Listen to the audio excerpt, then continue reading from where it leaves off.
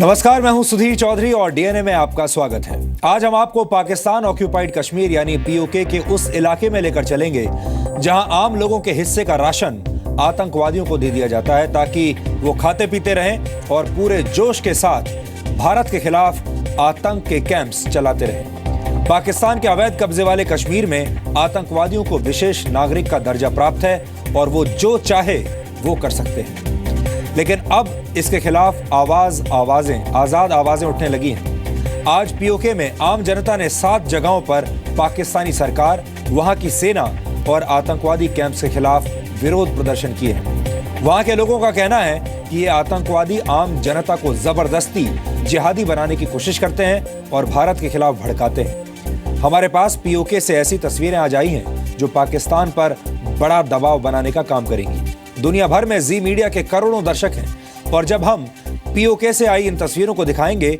और इनका विश्लेषण करेंगे तो पूरी दुनिया में पाकिस्तान पर दबाव बढ़ेगा। अक्सर ऐसा मान लिया जाता है कि पाकिस्तान की खबर भारत में दिखाने से क्या फर्क पड़ेगा, लेकिन इस सवाल को उठाने से पहले यह भी समझना चाहिए कि मीडिया भी एक तरह का प्रेशर ग्रुप होता है जिसकी जिम्मेदारी होती है देश हित में सत्य का साथ देना। इसीलिए जी न्यूज हमेशा भारत के कूटनीतिक हित से जुड़ी खबरों को प्राथमिकता देता है और उनका समर्थन भी करता है। इसके अलावा एक दिलचस्प खबर यह भी है कि नवाज शरीफ सरकार ने पहली बार पाकिस्तानी सेना को सख्त हिदायत दी है कि आतंकवादियों का सफाया करना जरूरी है और सेना की लीडरशिप में चलने वाली इंटेलिजेंस एजेंसीज आतंकवादी संगठनों पर कार्रवाई में किसी तरह की दखलंदाजी ना करें। हालांकि यह सुनकर आपको खुश होने की जरूरत नहीं है, क्योंकि पाकिस्तान में नवाज शरीफ की नहीं बल्कि सेना की चलती है। इसलिए अब पाकिस्तान में शरीफ वर्सेस शरीफ वाला टकराव भी हो सकता है, जिसमें एक तरफ नवाज शरीफ होंगे और दूसरी तरफ सेना प्रमुख जनरल राहिल शरीफ होंगे। हम इस टकराव की स्थिति का एक डीएनए टेस्ट आज करेंगे और आपको यह भी बताएंगे कि यह वाकई में एक टकराव है या फिर पाकिस्तान की सरकार और सेना आपस में मिलकर नाटक खेल रही है। और आज हम आपको अमेरिका का एक राजनीतिक दौरा करवाएंगे। अब की बार अमेरिका में किसकी सरकार होगी, यह सवाल सिर्फ अमेरिका के लोगों के मन में ही नहीं बल्कि पूरी दुनिया की नजरें अमेरिका में इस साल 8 नवंबर को होने वाले राष्ट्रपति पद के चुनाव पर लगी है। अमेरिका में राष्ट्रपति चुनाव से पहले 3 प्रेसिडेंशियल डिबेट्स यानी राष्ट्रपति पद के उम्मीदवारों के बीच 3 बार बहस का आयोजन किया जाता है। हिलरी क्लिंटन और डोनाल्ड ट्रंप के बीच पहली डिबेट हो चुकी है और अब दूसरे राउंड की तैयारी चल रही है। अमेरिका के ऐसे चुनावी माहौल को लेकर हमने भारतीय दर्शकों के लिए एक स्पेशल डीएनए टेस्ट तैयार किया है, क्योंकि दुनिया की मौजूदा सुपर पावर यानी अमेरिका की कमान किसके हाथ में होगी, इसके बारे में हर भारतीय को भी जानना चाहिए। लेकिन आज का डीएनए टेस्ट शुरू करने से पहले देखते हैं आज की तमाम बड़ी खबरें नॉनस्टॉप न्यूज में। कांग्रेस उपाध्यक्ष राहुल गांधी ने आज सर्जिकल स्ट्राइक को लेकर पीएम मोदी पर अपमानजनक बयान दिया। राहुल गांधी ने पीएम मोदी पर जवानों के खून की दलाली करने का आरोप लगाया। जो हमारे जवान हैं जिन्होंने अपना खून दिया है, जम्मू कश्मीर में जिन्होंने अपना खून दिया है, जिन्होंने हिंदुस्तान के लिए सर्जिकल स्ट्राइक किया है, उनके खून के पीछे आप छुपे हुए हो, उनकी आप दलाली कर रहे हो। ये बिल्कुल गलत है। हिंदुस्तान के सेना ने हिंदुस्तान का काम किया है, आप अपना काम कीजिए। राहुल गांधी का ये बयान हैरान करने वाला है। सर्जिकल स्ट्राइक के बाद बुलंदशहर में 30 सितंबर को राहुल गांधी ने पीएम के इस फैसले की तारीफ की थी। धन्यवाद देना चाहता हूं कि उन्होंने 2.5 साल में पहला एक्शन लिया है जो प्रधानमंत्री के लायक एक्शन, और मेरा उनको पूरा समर्थन है और पूरा हिंदुस्तान, कांग्रेस पार्टी, पूरा हिंदुस्तान उनके साथ इस बात में खड़ा हुआ है। बीजेपी ने राहुल गांधी के बयान पर कड़ा ऐतराज जताया है। मानसिक दिवालियापन है राहुल गांधी का, और ये सीधा सीधा जो हमारे शहीद हुए हैं सैनिक, आतंकवाद की जो शिकार अब तक हुए हैं, ये उनका अपमान है। ये इस प्रकार के शब्दों का प्रयोग करना, ये कहीं न कहीं शहादत के ऊपर मजाक करना, शहादत के ऊपर हंसी करने के बराबर है। राहुल गांधी जी अपरिपक्व नेता थे, ये तो हम सबको मालूम है, मगर इतने अपरिपक्व हैं ये आज मालूम पड़ा है। सर्जिकल स्ट्राइक का सबूत मांगने वालों को आज रक्षा मंत्री मनोहर पर्रिकर ने कड़ा जवाब दिया। बीजेपी के एक कार्यक्रम में आगरा पहुंचे पर्रिकर ने कहा कि इसे साबित करने के लिए किसी सबूत की जरूरत नहीं है। 100% परफेक्ट सर्जिकल स्ट्राइक मुझे लगता है बहुत कम समय पूरे दुनिया ने देखा होगा। भारत सरकार को कुछ और वीडियो जारी करने का या प्रूफ देने का कुछ मायना ही बचा नहीं है। रक्षा मंत्री ने कहा कि आगे भी भारत को जो करना है वो करेगा। ये रक्षा मंत्री प्रधानमंत्री के नेतृत्व में और लीडरशिप में, गाइडेंस में जो कुछ करना चाहिए वो करके दिखाएगा। एलओसी के पार आतंकी ठिकानों पर सर्जिकल स्ट्राइक के बाद कांग्रेस नेता संजय निरुपम और दिल्ली के मुख्यमंत्री अरविंद केजरीवाल ने सर्जिकल स्ट्राइक पर सवाल खड़े किए थे। सेना के सर्जिकल स्ट्राइक पर सवाल उठाने वालों को अभिनेता अक्षय कुमार ने मुंह तोड़ जवाब दिया है। अक्षय ने कहा कि सैनिकों की परवाह छोड़कर सेना की कार्रवाई पर सबूत मांगने वालों को शर्म आनी चाहिए। कोई सर्जिकल स्ट्राइक का प्रूफ मांग रहा है, कोई आर्टिस्टों को बैन करने की मांग कर रहा है, कोई डर रहा है कि वॉर हो गई कि नहीं। अरे शर्म, अरे यार ये सब बहस बाद में कर लेना, पहले ये तो सोचो कि किसी ने सरहद पे ऑलरेडी अपनी जान दे दी है। भारतीय सेना के समर्थन में जारी किए गए वीडियो संदेश में अक्षय ने कहा कि जब पूरा देश सैनिकों के साथ खड़ा है, ऐसे में किसी फिल्म की रिलीज और पाकिस्तानी कलाकारों पर बहस के बजाय सैनिकों के परिवारों की चिंता करनी चाहिए। 19 जवान उरी टेरर अटैक में शहीद हो गए। एक 24 साल का जवान नितिन यादव बारामूला में शहीद हो गया। क्या उनकी फैमिलीज और हमारे हजारों फौजियों की फैमिलीज को इस बात की चिंता है कि कोई फिल्म रिलीज होगी या नहीं, या कोई आर्टिस्ट बैन होगा कि नहीं? नहीं, उनको सिर्फ एक ही बात की चिंता है, वो है उनका भविष्य। और हमारी चिंता है उनका वर्तमान और उनका भविष्य सही होना चाहिए। वो है तो आज मैं हूं, वो है तो आज आप हैं, वो नहीं तो हिंदुस्तान नहीं। जय हिंद। जम्मू कश्मीर में सुरक्षा बलों ने आज 7 आतंकियों को मार गिराया। सुबह 6:15 बजे आतंकियों ने हंदवाड़ा में 30 राष्ट्रीय राइफल्स के कैंप पर हमला किया। 1 घंटे से ज्यादा वक्त तक चले ऑपरेशन में तीनों पाकिस्तानी हमलावर मारे गए। आतंकियों के पास से पाकिस्तान में बनी दवाएं, मोबाइल फोन, GPS सेट और कई हथियार मिले। This ascertains that all 3 terrorists were Pakistani terrorists. उधर नौगाम में सीमा पार से घुसपैठ की कोशिश कर रहे 4 आतंकियों को सेना ने मार गिराया। पीओके के लोगों ने वहां चल रहे आतंकवादी कैंपों के खिलाफ बगावत कर दी है। पीओके के कई शहरों में हजारों लोग आतंकवादी कैंपों के खिलाफ सड़कों पर उतरे। लोगों ने कहा कि अगर आतंकवादी कैंप नहीं हटाए गए तो वो भी हथियार उठा लेंगे। प्रदर्शनकारियों ने आरोप लगाया कि पाकिस्तान की सरकार स्कूलों में बच्चों को आतंकवादी बनाने की ट्रेनिंग दे रही है। साथ ही पीओके के लोगों ने पाकिस्तान की नवाज शरीफ सरकार पर आतंकियों को VIP ट्रीटमेंट देने का भी आरोप लगाया। जहाँ कहीं भी दहशतगर्दों के, तालिबान के कैंप बने हुए हैं, उनको खत्म नहीं किया तो फिर हम भी मजबूर होंगे कि इंतहाई इक़दाम करने पर। जो ISI की इमा पर या उनकी जो है ज़ेरे साया छपर छाँव में जो स्कूल चल रहे हैं, उनके बच्चों से यहाँ पे आके जो है वो जबरदस्ती मुजाहरे करवाएंगे। भारत ने पाकिस्तान के खिलाफ सर्जिकल स्ट्राइक्स 29 सितंबर को की थी, लेकिन उसके दूरगामी झटके पाकिस्तान को 1 हफ्ते बाद भी महसूस हो रहे हैं, यानी अब तक महसूस हो रहे हैं। भारत की सर्जिकल स्ट्राइक का केंद्र पाक ऑक्यूपाइड कश्मीर यानी POK था। वो POK जिस पर पाकिस्तान ने आजाद कश्मीर के नाम का पर्दा डाल रखा है। इस पर्दे की आड़ में पाकिस्तान और वहां की सेना भारत के खिलाफ आतंकवादी गतिविधियों को अंजाम देती है।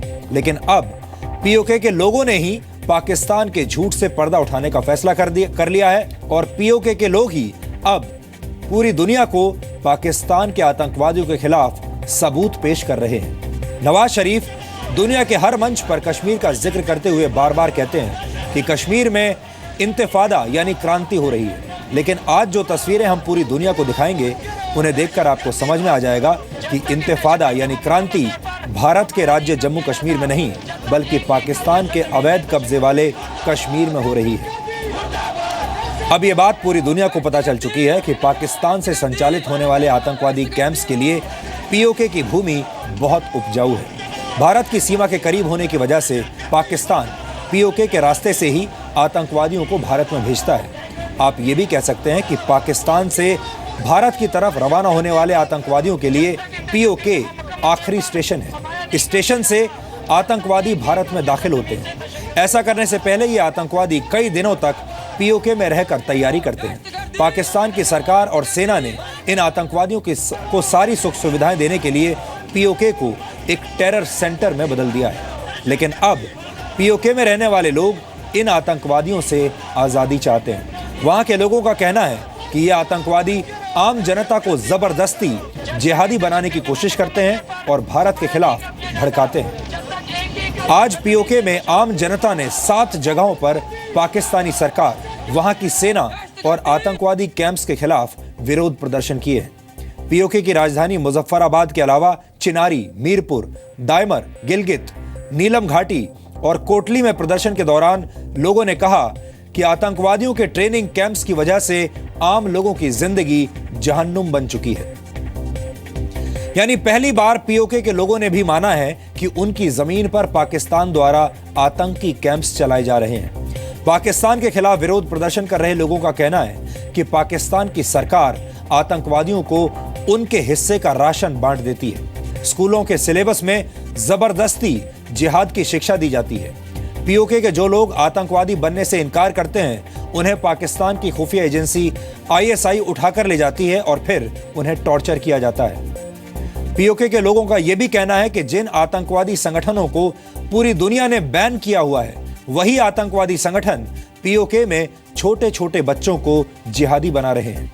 पाकिस्तान के अवैध कब्जे वाले कश्मीर के लोगों का यह भी मानना है कि आतंकवादियों ने पीओके में नो गो एरियाज बनाए हुए हैं, यानी ऐसे इलाके जहां कोई आम आदमी नहीं जा सकता।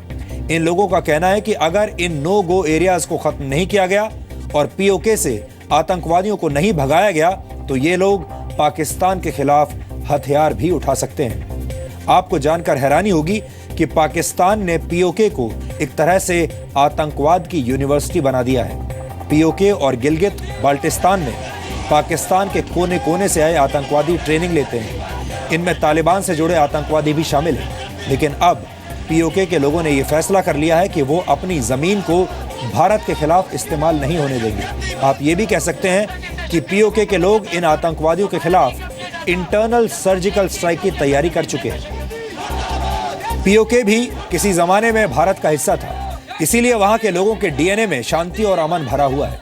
लेकिन पिछले 70 वर्षों के दौरान पाकिस्तान ने आतंकवाद के वायरस का इस्तेमाल करके पीओके का डीएनए बदलने की कोशिश की है। हालांकि अब पीओके के लोगों ने ही पाकिस्तान की सारी नापाक योजनाओं को नाकाम करने का मन बना लिया है। हमें लगता है कि वो दिन दूर नहीं है जब आतंकवादियों को मारने के लिए भारत की सेना को पीओके में जाकर सर्जिकल स्ट्राइक करने की जरूरत ही नहीं पड़ेगी, क्योंकि पीओके के लोग ही इन आतंकवादियों को अब ठिकाने लगा देंगे।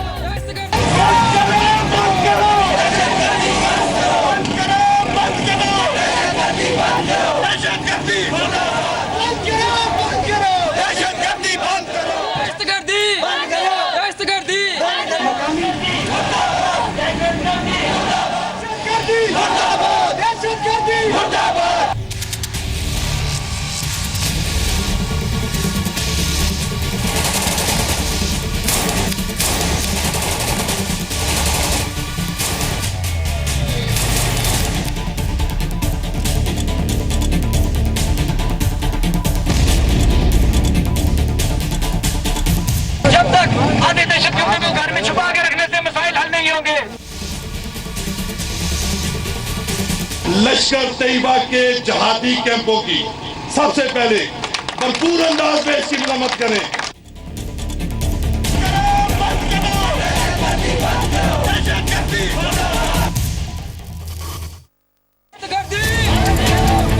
पाकिस्तान भारत में आतंकवाद फैलाने के बाद पीओके के नाम के जिस पर्दे के पीछे छिप जाता है, अब उसी पीओके के लोगों ने पाकिस्तान को बेपर्दा करने का इंतजाम कर लिया है। यहाँ पे दहशतगर्दों के जो कैंप हैं, यहाँ पे जो बैंड जो ऑर्गेनाइजेशंस जो हैं, जो बैंड जहादी कूदते हैं, उनको प्रोवाइड किया गया है राशन, उनको प्रोवाइड किए गए हैं वो वसाइल। पाकिस्तान ने अपने पाप छिपाने के लिए अपने अवैध कब्जे वाले कश्मीर को आजाद कश्मीर का नाम दिया हुआ है। लेकिन अब पीओके में रहने वाले लोग पाकिस्तान और पाकिस्तान के आतंकवादियों से आजादी चाहते हैं। मकामी लोगों की तस्दील की जाए, उनसे उनसे उनसे जो है ना महकूमों जैसा सलूक किया जाए, जबकि जनूबी पंजाब के दहशतगर्द जो जेलें तोड़ के यहाँ है उनको VIP प्रोटोकॉल दिया जाए। पाकिस्तान पीओके को आजाद कश्मीर कहता है, लेकिन सच ये है कि वहां आजादी सिर्फ आतंकवादियों को हासिल है। आतंकवादी पीओके के लोगों का राशन खा जाते हैं, उनके स्कूलों में बच्चों को आतंकवादी बनने की शिक्षा देते हैं, उनके घरों का इस्तेमाल छिपने के लिए करते हैं। लेकिन अब पीओके के लोगों ने साफ कह दिया है कि अगर पाकिस्तान ने इन आतंकवादियों को यहाँ से नहीं हटाया तो फिर ये लोग हथियार उठाने को मजबूर हो जाएंगे। मुजफ्फराबाद शहर के अंदर जो ISI की इमाम पर या उनकी जो है ज़ेरे साया छपर छाँव में जो स्कूल चल रहे हैं, उनके बच्चों से यहाँ पे आके जो है वो ज़बरदस्ती मुजाहरे करवाएंगे और उनका जो सिलेबस है उसके अंदर जो है वो लश्कर तैयबा और दीगर जो ये जमात दावा टाइप की जो जमातें एक ही है, लश्कर तैयबा जमात दावा, इस तरीके की जो जाली तंजीमें उनके वाले से जो है तारीफी मज़ामीन जो है वो डाले गए हैं। और हम ये समझते हैं कि ये एक घिनौनी साजिश है जो रियासत जम्मू कश्मीर के इस हिस्से में जो पाकिस्तान के ज़रिए इंतज़ाम है, इन बच्चों को जो है एक मखसूस जो है वो दहशतगर्दी की डोज दी जा रही है। उन्होंने यहाँ पे मदरसा टाइप्स जो है वो बच्चों को तो बतूने पढ़ाई हुई है, लेकिन सोच उनकी वही जो है वो दहशतगर्दी का जो मदरसा टाइप्स जो होते हैं उस किस्म का जो है दर्स पढ़ाया जा रहा है। इसके ऊपर जो है फिर फोर बैन लगा।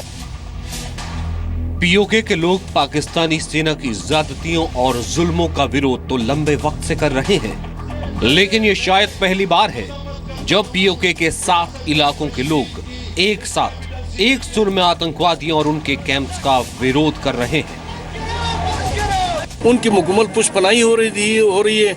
लगता है ऐसा है कि एजेंसियों के अंदर और हुकूमत के अंदर कुछ ऐसे अफराद है जो इनकी पुष्पनाई कर रहे हैं और इस इलाके के दुश्मन और अमन के दुश्मन है, वो इसको चला रहे हैं और वो एक मसलक के उसे अंदर घुसे हुए हैं और ये आलमी मफादात के लिए काम कर रही है।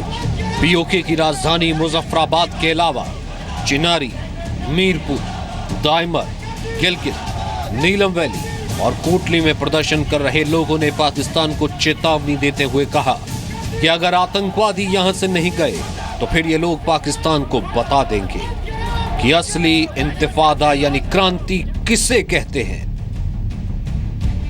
इंतजामिया को ये वार्निंग देना चाहता हूं कि अगर उन्होंने दियामर में, गिलगित में, बसीन में, कशरोड में जहां कहीं भी नो गो एरियाज बने हुए हैं उनको ख़त्म नहीं किया, जहां कहीं भी दहशतगर्दों के, तालिबान के कैंप बने हुए हैं उनको ख़त्म नहीं किया, तो फिर हम भी मजबूर होंगे कि इंतहाई इक़दाम करने पर। पाकिस्तान के प्रधानमंत्री नवाज शरीफ पिछले कई दिनों से कश्मीर वाला टेप रिकॉर्डर बजा रहे हैं और वो बार बार ये कह रहे हैं कि जम्मू कश्मीर में भारत की सरकार के खिलाफ इंतिफादा यानी क्रांति हो रही है।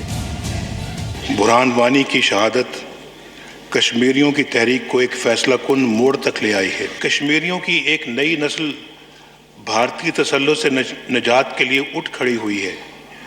बुरहान वानी कश्मीरी इंतिफादा की अलामत बनकर उभरा है। लेकिन भारत की सर्जिकल स्ट्राइक के बाद पीओके के लोगों ने तय कर लिया है कि वो पाकिस्तान के आतंकवाद और जुल्मों सितम से आजादी लेकर रहेंगे। पाक ऑक्युपाइड कश्मीर के नागरिकों को लगता है पाकिस्तान की आर्मी और वहां की सरकार उन पर जुल्म ज्यादती करके उनको आतंकवाद की फैक्ट्री में झोंक रहे हैं, उनके बच्चों का मुस्तकबिल खराब कर रहे हैं। इसलिए जिस तरह की बगावत हुई है वहां सड़कों पर उतरकर ये साफ जाहिर है कि वो पाकिस्तान के कब्जे में नहीं रहना चाहते। पाकिस्तान उनके लिए जहन्नम है। पाकिस्तान रहनुमा नहीं होती इन आतंकवादियों का तो ये इतना दूर मामला नहीं होता। असलियत क्या है वहाँ, आज वहाँ के लोग खुलकर सामने आकर अगर बात करते हैं, बोलते हैं, तो पूरे विश्व को पता चलेगा कि वहाँ मानव अधिकार का उल्लंघन कौन कर रहा है? पाकिस्तान कर रहा है। जहां वो लोग आखिरी समय पे जब वो आतंकियों को तैयार करके हिंदुस्तान भेजते हैं तो कुछ ऐसी जगहों पर है जहां छुप के बैठ के, जितना मुझे समझ में आई है, आखिरी मिनट में बैठते हैं, वहां से वो हिंदुस्तान में घुसते हैं। So POK, there are terrorist camps. India government has information. Time and again we have brought this to the notice of the international community, and the local people is now giving a clear-cut evidence. Pakistan ने PoK और गिलगित बाल्टिस्तान को आतंकवादियों का shopping centre बना दिया है, जहां आतंकवादियों को न सिर्फ आतंक फैलाने का साजो सामान आसानी से मिल जाता है, बल्कि खाना पीना और रहने की सुविधाएं भी सस्ते दामों पर उपलब्ध होती हैं। कैंपों की संख्या भी बढ़ती जा रही है और ये गतिविधियां जो है, सुनने में आया कि कोटली, चिनार, गिलगित, नीलम वैली, इन सब जगह पर पे काफी मात्रा में इनकी गतिविधियां बढ़ गई। वहां के लोकल जो है, पाक ऑक्यूपाइड के जो लोकल्स है, उन्होंने कहा है कि हमें जो है लेकर के हमारा जीना मुश्किल हो गया है, हमें तंग किया जा रहा, हमारे ऊपर कई किस्म की बंदियां लगाई जा रही हैं, और बड़े तौर पर उन्होंने प्रोटेस्ट किया और ये प्रोटेस्ट पूरे पाक ऑक्यूपाइड कश्मीर में फैल रहा है वहां की जनता के द्वारा। ये एक और पुख्ता सबूत है लोकल, अब उनको लोकल को भी डर लगता है कि पाकिस्तान, हिंदुस्तान ने एक स्ट्राइक कर दी तो हो सकता है कल वो दूसरी भी करे, और वो नहीं फंसना चाहते उस मुठभेड़ में, तो उन्होंने अपनी निराशा जाहिर की है कि टेरर कैंप उनके गांव या शहर के नजदीक अभी भी चल रहे हैं और वो चाहते हैं कि वो बंद। अब पाकिस्तान को यह सोचना होगा कि भारत से कश्मीर छीनने का दावा करने वाला पाकिस्तान खुद असंख्य टुकड़ों में न बट जाए, क्योंकि पाकिस्तान एक देश नहीं, एक विचार है, और अब पाकिस्तान में रहने वाले लोग ही इस विचार को अपने दिल और दिमाग से निकालकर फेंक देना चाहते हैं। ब्यूरो रिपोर्ट, जी मीडिया। पाकिस्तान ने पीओके को आतंकवादियों के सबसे सुरक्षित ठिकाने में बदल दिया है। हालांकि भारत की सर्जिकल स्ट्राइक्स के बाद पीओके में बैठे आतंकवादी डरे हुए हैं और उन्हें लगता है कि किसी भी रात भारत की सेना उन पर मौत बनकर टूट पड़ेगी। भारत ने सर्जिकल स्ट्राइक्स के दौरान पीओके में आतंकवादियों के कई लॉन्च पैड्स तबाह कर दिए हैं, लेकिन अब भी पीओके में भारी संख्या में आतंकवादी मौजूद हैं। एक अनुमान के मुताबिक पाकिस्तान के अवैध कब्जे वाले कश्मीर में करीब 42 टेरर कैंप्स संचालित हो रहे हैं। इनमें से करीब 17 आतंकवादी कैंप्स पाकिस्तान की खुफिया एजेंसी ISI की मदद से चलाए जाते हैं और इन कैंप्स पर पाकिस्तान की सेना का आशीर्वाद रहता है। इन 17 टेरर कैंप्स में लश्कर-ए-तैयबा, जैश-ए-मोहम्मद और हिजबुल मुजाहिदीन के करीब 300 आतंकवादी ट्रेनिंग ले रहे हैं। ये टेरर कैंप्स 3 विभागों में बटे हुए होते हैं। इनमें पहला विभाग अक्सर आतंकवादियों की भर्ती का काम करता है, जबकि दूसरे विभाग में आतंकवादियों को ट्रेनिंग दी जाती है और तीसरे डिपार्टमेंट का काम आतंकवादियों को लॉन्च पैड से भारत में दाखिल कराना होता है। हालांकि ये आंकड़े भारत की सर्जिकल स्ट्राइक से पहले के हैं और आपको याद होगा भारत ने ऐसे ही लॉन्च पैड्स पर हमला किया था और हर लॉन्च पैड जो बनाया जाता है वो पाकिस्तान की फौज की एक चौकी के पास बनाया जाता है और जो उनकी फौज की जो चौकी होती है वो ऐसे लॉन्च पैड्स को संचालित करती है और जब ये आतंकवादी अंदर घुसते हैं भारत में तब वहां की फौज इन्हें कवर फायर करती है, उनको कवरिंग फायर देती है। और अब यहां आतंकवादियों की संख्या पहले के मुकाबले शायद हमें लगता है कि कम हो गई होगी। पाकिस्तान के कब्जे वाले कश्मीर से निकली आजादी की चिंगारी सिर्फ पाकिस्तान की सेना और नवाज शरीफ के दिल में ही आग नहीं लगा रही है, अंतर्राष्ट्रीय मंच पर भी लगभग हर रोज पाकिस्तान की राजनीतिक पिटाई हो रही है। अभी जो तस्वीर आपके टेलीविजन स्क्रीन पर आने वाली है वो वॉशिंगटन डीसी की है, जहां पाकिस्तान के प्रधानमंत्री नवाज शरीफ के विशेष दूत मुशाहिद हुसैन सैयद अमेरिका के मशहूर थिंक टैंक अटलांटिक काउंसिल में कश्मीर के मुद्दे पर पाकिस्तान का पक्ष रखने के लिए गए थे। इस इवेंट का नाम था पाकिस्तान्स पर्सपेक्टिव ऑन कश्मीर। आपको याद होगा डीएनए में कुछ दिन पहले हमने आपको जानकारी दी थी कि कैसे भारत की अंतर्राष्ट्रीय कूटनीति से पाकिस्तान घबराया हुआ है और उसने कश्मीर के मुद्दे पर दुनिया को बेवकूफ बनाने के लिए अपने 22 सांसदों को अलग अलग देशों में विशेष दूत के रूप में भेजने का फैसला किया था। नवाज शरीफ का मकसद इन विशेष दूतों की मदद से दुनिया भर में जम्मू कश्मीर के हालात को लेकर झूठा प्रचार करना था। इनमें से ज्यादातर सांसद ऐसे हैं जो पाकिस्तान के संसद सत्र के दौरान बहस में भी कभी हिस्सा नहीं लेते। और ये बात आप अच्छी तरह से जानते हैं कि अगर कोई छात्र बिना पढ़े लिखे, बिना होमवर्क किए एग्जाम देने जाता है तो उसका क्या हश्र होता है। अटलांटिक काउंसिल में मुशाहिद हुसैन सैयद के साथ भी कुछ ऐसा ही हुआ। वो कश्मीर को लेकर झूठ से भरपूर वही पुरानी और घिसी पिटी स्क्रिप्ट पढ़ रहे थे, लेकिन चर्चा के दौरान institute for Gilgit Baltistan studies के अध्यक्ष सेंगे एच सेरिंग ने अपनी बातों से मुशाहिद हुसैन सैयद की बोलती बंद कर दी।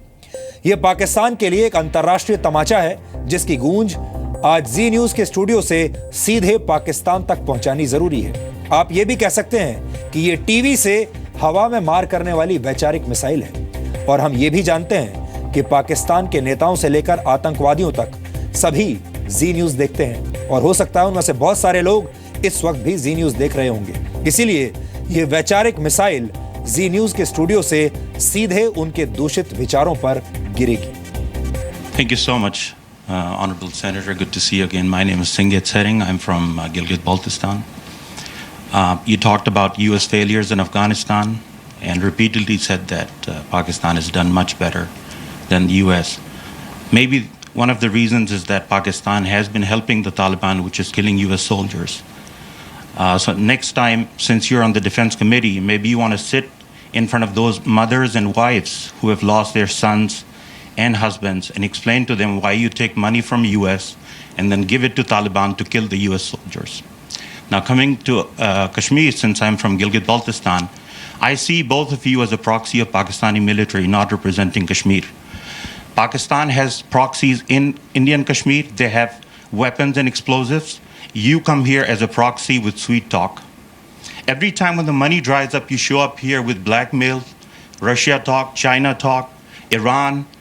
I request US to get out of this vicious cycle. Pakistan is not good for any country, and it has not done any good for the United States, and it is not good for the people of Kashmir. You occupy 1/3 of Kashmir, and occupier cannot be a friend of Kashmir on the other side. You have been exploiting resources in Gilgit-Baltistan, last point, without paying royalty or compensation, a single penny for the last 70 years. I call you a thief in Gilgit-Baltistan, and a thief in Gilgit-Baltistan cannot be a friend in Jammu and Kashmir, a thief in Azad Kashmir without paying royalty for Mangla Dam that you mentioned and having free electricity. You cannot be a friend in Kashmir. The only thing that is good is that Pakistani army wants to maintain a status quo because that is a money-making machine, and that is what Kashmir is.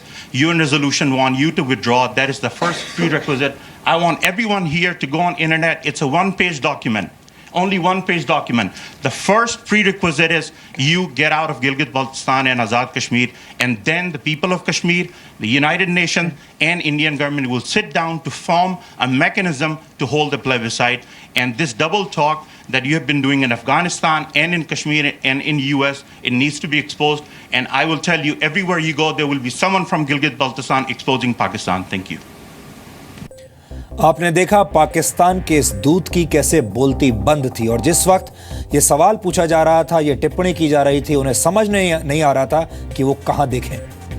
अंतर्राष्ट्रीय मंच पर पाकिस्तान के सताए हुए लोग उसे expose कर रहे हैं। हालांकि भारत की धरती पर मौजूद पाकिस्तान के प्यादों ने आम कश्मीरियों का सुख चैन छीन लिया है। डीएनए में हमने कई बार ये बात आपसे कही है कि कश्मीर के पत्थरबाज और अलगाववादी किसी के सगे नहीं है। वो सिर्फ अपना और पाकिस्तान का एजेंडा चलाना जानते हैं। अलगाववादियों को आम कश्मीरियों की तकलीफ से कोई लेना देना नहीं है, क्योंकि वो कश्मीरियों को भूखा प्यासा मरने के लिए छोड़कर अपने घर में आराम से कबाब खाने में यकीन रखते हैं। लेकिन आज श्रीनगर से हमारे पास एक ऐसी तस्वीर आई है जिसमें आम कश्मीरी लोग अलगाववादियों और पत्थरबाजों पर सवाल उठा रहे हैं। ये तस्वीरें श्रीनगर की हैं, जहां कश्मीरी ट्रांसपोर्टर्स ने सड़क पर उतरकर अलगाववादियों और पत्थरबाजों के बंद के खिलाफ विरोध प्रदर्शन किया है। एक आम कश्मीरी ने सैयद अली शाह गिलानी और यासीन मलिक जैसे पाकिस्तान के भक्तों को उनकी हैसियत दिखाने के लिए 1 मिनट और 10 सेकंड का एक वीडियो संदेश भेजा है। इस आम कश्मीरी की आवाज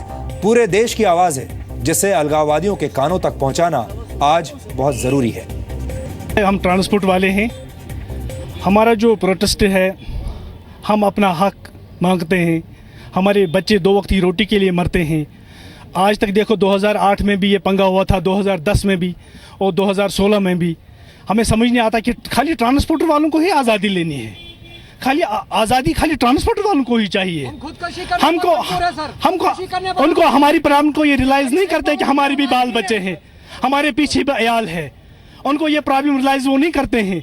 हम गिलानी साहब से ये बोलना चाहते हैं, गिलानी साहब आओ हमारे घरों में देखो, हमारे चूल्हे जलने बंद हो गए हैं। हमारी प्रॉब्लम को रियलाइज़ करो ना। बाकी जो यहाँ डील होते हैं, दुकानें खुले होते हैं, ऑटो वाले चलते हैं, तो हमारे सर पे आज़ादी है। तो हमारे बच्चे देखो ना, हमारे बच्चे बेगुनाह मरते हैं।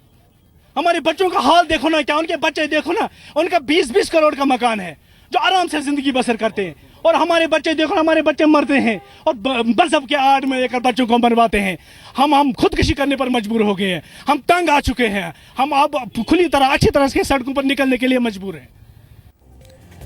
और डीएनए में अब हम एक संवेदनशील संवाद करेंगे जिसका रिश्ता हमारे देश की एकता, अखंडता और सुरक्षा से जुड़ा हुआ है। क्योंकि अगर हमारे अपने ही लोग देश के दुश्मन की तरह व्यवहार करने लगेंगे तो फिर सरहद की रक्षा करके भी कोई फायदा नहीं होगा।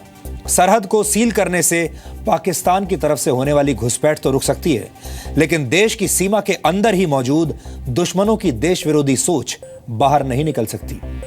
जब से भारतीय सेना ने पीओके में सर्जिकल स्ट्राइक्स की हैं, तब से हमारे देश में सेना से सबूत मांगने का खतरनाक फैशन चल पड़ा है और इस फैशन को देश के डिजाइनर, नेता और पत्रकार खूब प्रमोट कर रहे हैं। ये लोग जिस तरह सेना की मंशा पर सवाल उठाकर वीर जवानों का अपमान कर रहे हैं, उससे देश से प्यार करने वाला हर व्यक्ति आहत है और दुखी है। आज अभिनेता अक्षय कुमार ने आपके लिए एक संदेश भेजा है। इस संदेश में आप अक्षय कुमार में एक फिल्म स्टार या सेलिब्रिटी ढूंढने की कोशिश मत कीजिएगा। इस संदेश में आप एक आम भारतीय नागरिक को देखिए और समझने की कोशिश कीजिए कि भारत का यह नागरिक आपसे क्या कहना चाहता है। आज मैं आपसे एक स्टार या सेलिब्रिटी की तरह बात नहीं कर रहा हूं, मैं बात कर रहा हूं आपसे एक आर्मी मैन के बेटे की तरह। कई दिनों से मैं देख रहा हूं कि न्यूज में या फिर न्यूज़पेपर में अपने ही देश के लोगों को अपनों से बहस करते हुए देख रहा हूं।